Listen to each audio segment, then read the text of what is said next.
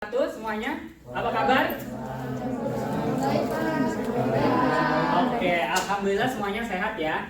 Untuk kedua kelas bagus. Siapa yang nggak hadir hari ini? Alhamdulillah hadir semua, Pak. Oke, berarti nihil yang nggak hadir ya. Iya. Oke, sebelum kita memulai pelajaran, kita berdoa terlebih dahulu ya. Berdoa, dimulai.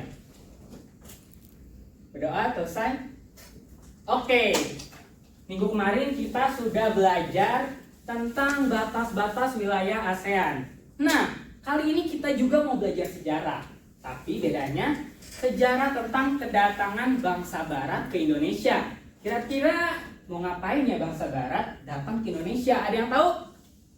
Saya Apa tuh? ngambil rempah-rempah, Pak. Ngambil rempah-rempah. Ada yang lagi yang tahu nggak? Saya, Pak, Apa? nyebarin agama Nasrani, Pak. Oke, bagus. Vini dan juga bagus ya. Oke, langsung aja kita ke slide yang pertama ya. Kira-kira ada apa ya di slide pertama ini?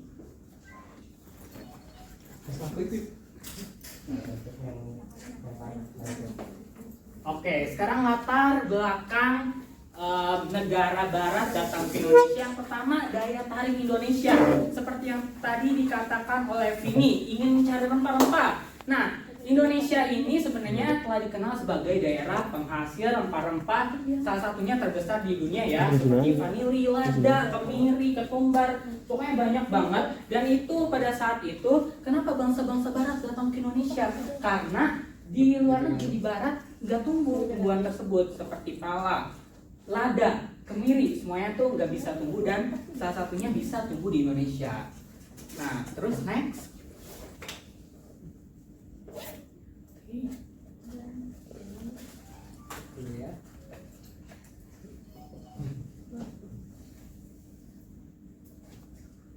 Oke, kita next. Nah, lalu latar belakang lainnya adalah jatuhnya Konstantinopel pada tahun 1453 ke tangan Turki Utsmani. Nah, mengakibatkan apa? Pasokan rempah-rempah ke wilayah-wilayah lainnya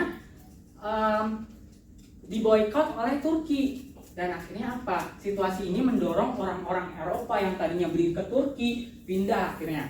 Kemana akhirnya? Ke negara penghasil rempah-rempah tentunya. Karena ibaratnya gini, kamu mau beli ke pasar nih, beli sayur mama. Nah terus tiba-tiba, wah di pasar ini ternyata harganya mahal banget. Yang biasanya 5.000 jadi 50.000. Nah akhirnya apa? Akhirnya kita beli ke tempat lain dong. Nah itu sama halnya seperti itu ya teman-teman. Oke, lanjutnya revolusi industri. Nah, revolusi industri pada saat itu kedatangan bangsa Eropa ke Asia Tenggara. Kenapa? Karena adanya revolusi industri, penemuan mesin uap. Nah, mesin uap pada saat itu baru ditemukan dan bisa dipasang pada perahu layar. Nah, kenapa sih Pak? Kenapa ke Indonesia nggak pakai pesawat aja kan cepet? Kenapa kita nggak naik mobil aja? Kenapa kita kalau beli barang-barang nggak online aja kan bisa? Belum ada saat itu. Saat itu baru ada perahu layar dan juga bahkan peta pun belum lengkap. Oke. Nah, lalu adapun sebab dan tujuan bangsa Eropa ke Indonesia itu ada beberapa hal. Pertama, ada namanya 3G, istilah 3G. Gold, glory, gospel. Apa itu gold? Gold itu termasuk mencari kekayaan, harta, gold, emas. Lalu, apa itu glory? Glory adalah kejayaan. Ia ingin namanya dikenal di seluruh negara, ya kan, di seluruh dunia. Lalu yang satu lagi adalah gospel. Gospel adalah kemuliaan. Mereka menyebarkan agama Nasrani, Kristen. Nah, itulah kenapa sebabnya bangsa barat ingin menguasai negara-negara seperti Indonesia, India, dan lain-lainnya ya, tentunya banyak sekali. Dan juga menyalurkan jiwa penjelajah. Karena pada saat itu kan seperti yang saya bilang tadi, peta belum lengkap. Jadi orang-orang tuh penasaran, ada apa sih di bagian bumi ini? Ada apa aja? Seperti apa peta bumi ini secara keseluruhan? Nah, seperti itu. Oke, kita next. Ini revolusi industri lagi, yang tadi saya bilang perkembangan iptek, yaitu ditemukan teori heliosentris dari Kopernikus yang mengatakan bahwa pusat peredaran tata surya adalah matahari, dan juga ditemukan kompas.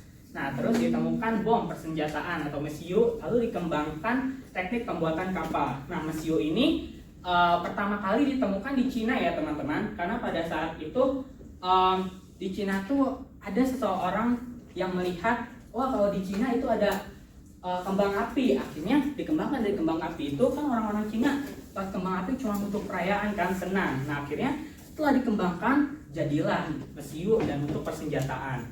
Oke, next. Nah, kedatangan bangsa Barat ke Indonesia. Kata bangsa Eropa pertamanya bilang rempah-rempah ada, terus kata orang Indonesia ada, mau beli berapa? Terus bangsa Eropa yang ngeliatin, mau beli kan? Kira-kira mau beli rempah-rempah apa enggak nih? Oke, kita next ya.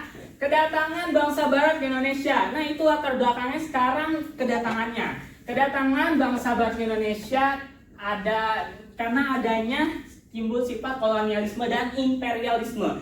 Apa itu kolonialisme? Ada yang tahu? Oke, kolonialisme adalah paham yang bertujuan menguasai daerah atau bangsa lain sehingga negaranya bisa dikatakan kuat adidaya. Nah, terus imperialisme adalah paham yang bertujuan menjajah negara lain guna mendapatkan kekuasaan dan keuntungan tentunya. Next.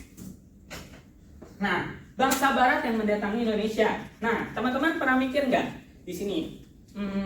Pasti Belanda kan yang pertama kali datang ke Indonesia. Kira-kira Belanda bukan ya?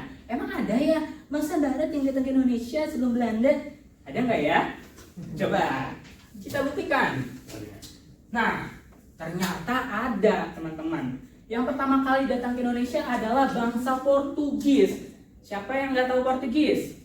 Portugis itu orang Portugal. Orang Portugal disebutnya Portugis. Oke? Nah, bangsa Portugis ini datang ke Indonesia yang dipimpin oleh Bartolomeus Dias pada tahun 1486. Nah, kenapa? Gara-gara nyasar, teman-teman. Lihat, gagal mencapai India. Nyasar. Oke, ingatnya gitu ya. Lalu berhasil menemukan jalur baru ke Hindia Timur. Waktu itu Indonesia disebutnya Hindia Timur. Oke? Lalu menemukan Tanjung Harapan atau disebut Cape of Good Hope. Nah, next. Lalu setelah penjelajahan oleh Dias, ya kan, dilanjutkan kembali oleh Vasco da Gama. Siapa ini Vasco da Gama? Sama. Dia juga seorang penjelajah dari Portugis ya. Nah, dia datang pada tahun 1498, memimpin ekspedisi ke timur dan menempuh jalur yang ditemukan Bartolomeus Dias, lalu sampai di Kalitus, Goa, India. Nah, akhirnya yang Vasco da Gama ini dia bisa sampai ke India lewat Indonesia ini. Oke, next. Nah, kedatangan Portugis ke Indonesia. Lanjutnya, nah ini dia. Nah, ternyata setelah Vasco da Gama ada lagi orang Portugis yang datang ke Indonesia nih. Penjelajahnya namanya Alfonso de Albuquerque. Nah, dia datang ke Indonesia pada tahun 1511. Tujuannya apa? Ia akhirnya menguasai jalur perdagangan penting di Asia, termasuk perdagangan rempah-rempah tentunya ya. Lalu pada saat ia datang ke Indonesia, ia menjelajah dan juga menjadikan Malaka sebagai batu loncatan untuk menguasai rempah-rempah di Maluku. Bayangkan, rempah-rempah di Maluku segitu banyaknya, dia dikuasai oleh Alfonso de Albuquerque ini. Lalu tahun 1511 berhasil menguasai Maluku. Next, ada kedatangan Spanyol ke Indonesia. Kedatangan Spanyol ke Indonesia mau ngapain? Mau ngapain ya? Nah, awalnya Spanyol datang ke Indonesia ini ingin sampai ke Hindia Timur juga, tapi bedanya lewat jalur barat. Ibaratnya pengen nyari jalan pintas. Nah, itu ya. Lalu setelah berlayar 2 bulan, Columbus singgah di Kepulauan Bahama, Karibia. Nah, Columbus mengira kalau ia telah sampai di Hindia dari arah yang berbeda, dari arah barat. Lalu ia menamakan penduduk asli kawasan itu sebagai Indian. Nah, ini kita sebut juga salah satu penemuan benua Amerika ya, Amerika Barat oleh Columbus. Next, ini kedatangan Spanyol ke Indonesia oleh Ferdinand Magellan. Nah, beliau juga datang ke Indonesia karena pengalaman Columbus. Ia membaca catatan-catatan Columbus dan akhirnya datang kembali ke Indonesia. Nah, akhirnya tapi pada tahun 1521 dua kapal ekspedisi Spanyol sampai di Maluku. Next, sejak tahun 1534 tidak ada lagi ekspedisi ke Nusantara berdasarkan perjanjian Tordesillas. Apa itu perjanjian Tordesillas? Jadi perjanjian Tordesillas itu adalah perjanjian antara Spanyol dengan bangsa Portugis. Nah, di dalamnya itu salah satunya adalah kawasan Indonesia itu hanya boleh dijajah oleh Portugis. Oke, seperti itu. Ini rute pelayaran Magellan ya. Next, Inggris. Nah, Inggris ini tahun 1600 datang ke Indonesia yang dipimpin oleh EIC namanya. Dan Inggris ini mendapat hak khusus dari pemerintah Inggris untuk menangani perdagangan di Asia. Nah, EIC juga memiliki hak untuk memonopoli perdagangan di Asia, salah satunya Indonesia ya. Nah, terus EIC mengadakan hubungan dengan beberapa tempat seperti Aceh, Jayakarta, Banjar, Goa, dan Maluku. Nah, ini oke. Next. Kenapa bangsa Eropa datang ke Indonesia?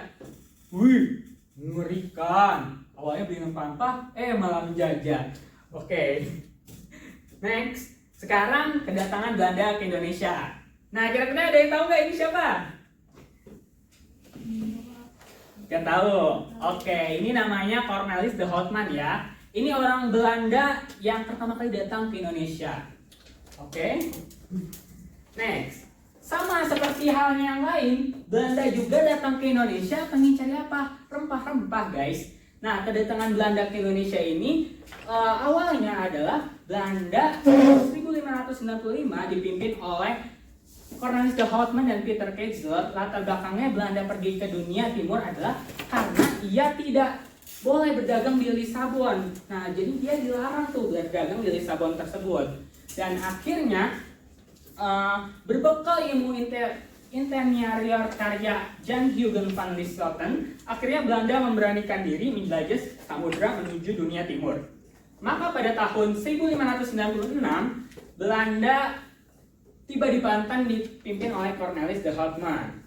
Nah, karena pencocokan Cornelis, Belanda diusir dari Banten dan perjalanan kedua pun dipimpin oleh Jacob van Eyck dan Wartjie. Nah, mereka sampai di Banten pada tahun 1598 dan perjalanan dilanjutkan ke Ambon.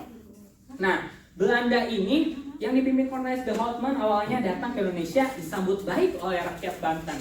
Karena Belanda kebanyakan sebagai pembeli ingin beli rempah-rempah, ya pastinya dilayani dong. Tapi lama-kelamaan Belanda tersebut pun seperti ingin memonopoli pasar di Indonesia. Oleh karena itu rakyat Banten marah, akhirnya mengusir Belanda. Dan juga sekedar informasi, buku karya Jan Huygens van Lieshoten ini awalnya ditemukan karena di perpustakaan saat itu berdebu dan juga perpustakaannya sudah tidak dipakai dan tidak sengaja ditemukan oleh penjelajah dari Belanda. Akhirnya berdasarkan riset, nah penasaran orang Belanda tersebut dan akhirnya dibuktikan dengan kedatangan Cornelis de Houtman.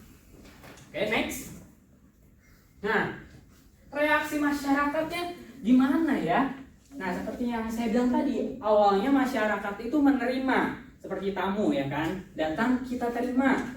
Nah, lalu lama-kelamaan karena sikapnya dari bangsa-bangsa Eropa tersebut tidak baik terhadap Indonesia, rakyat pun marah akhirnya dan mengusirlah penjajah tersebut. Tetapi karena dari bangsa-bangsa Eropa memiliki senjata-senjata api seperti pistol dan lainnya, dan akhirnya mau tidak mau rakyat Indonesia pun menjadi tertindas dan akhirnya timbullah penjajahan oleh negara Eropa di Indonesia. Oke. Next. Nah, ini ibaratnya gini ya. Reaksi Indonesianya. Tidak. Jangan gitulah. Untung nggak ada orang. Oke.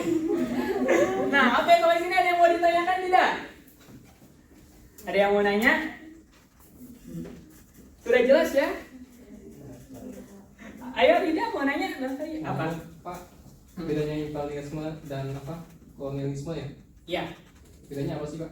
imperialisme itu tujuannya ingin menjajah. Jadi benar-benar ingin menguasai satu negara tersebut, ingin menguasai dari ekonominya, geografinya dan lain-lain. Bahkan pemerintahannya pun juga. Seperti contohnya nanti di bab selanjutnya kita akan belajar tentang VOC. Nah, VOC ini salah satu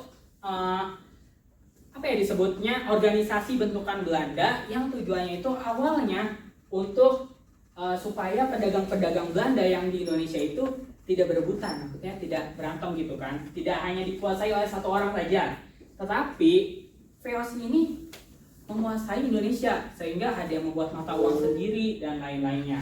Dan VOC bubar karena apa? Karena terjadinya korupsi di dalamnya. Oke, dan imperialisme adalah keinginan untuk ibaratnya gini, ingin dikenal sebagai negara yang kuat gitu, berkuasa dan lain-lain. Itu imperialisme ya. Ada lagi yang mau ya? Saya mau nanya dong Pak. Spanyol kira-kira ngejajahnya berapa tahun ya Pak? Kenapa? Ngejajahnya berapa tahun ya? Siapa Spanyol. yang menjajah? Spanyol. Spanyol. Nah, Spanyol ini sebenarnya nggak lama ya. Jadi ya itu ibaratnya cuma sekitar 5 atau 10 tahun seingat saya. Gitu. Ada lagi? Ya Pak, terima kasih.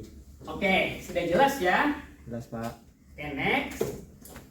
Oke, ini adalah tugas dari saya. Tugasnya adalah yang pertama. Oh ya, sebelumnya sudah saya berikan snack ya tadi. Nah, di situ bisa teman-teman scan. Di situ ada barcode-nya, di scan. Itu tugas untuk kalian. Ya, tugasnya dikumpulkan minggu depan ya, teman-teman. Oke, sudah jelas? Oke, terima kasih. Terus, nah ini kita materi untuk minggu depan kita mau bahas apa ya? Kita bakal lanjut lagi. Nah, yaitu kondisi masyarakat Indonesia pada masa penjajahan. Ada apa? Kita bakal kenalan dengan namanya adu domba. Adu domba itu apa sih? Kulturstelsel. Nah, Kulturstelsel ini dipelopori oleh Belanda ya. Jadi pada saat itu adu dombanya bukan adu domba sama domba, enggak. Jadinya adu domba itu ibaratnya mengadu raja dan raja. Jadi dua raja itu difitnah. Misalnya nih Kartika sebel banget sama Vini terus sama Fadia. Akhirnya Kartika itu ngaduin Vini sama Fadia. Fadia, tuh kamu diledek Kartika. Terus Kartika juga bilang, dia itu tuh Fadia ngeledek kamu, katanya kamu jelek gitu. Akhirnya mereka pun berantem. Nah, itu disebut adu domba ya teman-teman. Oke, next kita bakal belajar apa lagi minggu depan? Nah, kita bakal kenalan sama bapak ini nih. Siapa ini kira-kira?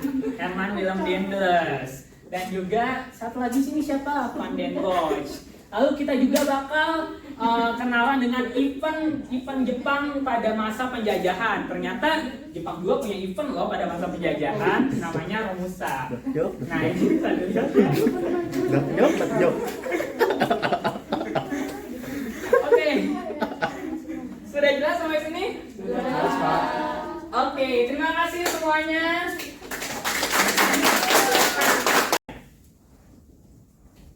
Udah selesai. Terima kasih, sampai jumpa minggu depan semuanya. Jangan lupa tugasnya dikerjakan ya. Bye. Assalamualaikum warahmatullahi wabarakatuh.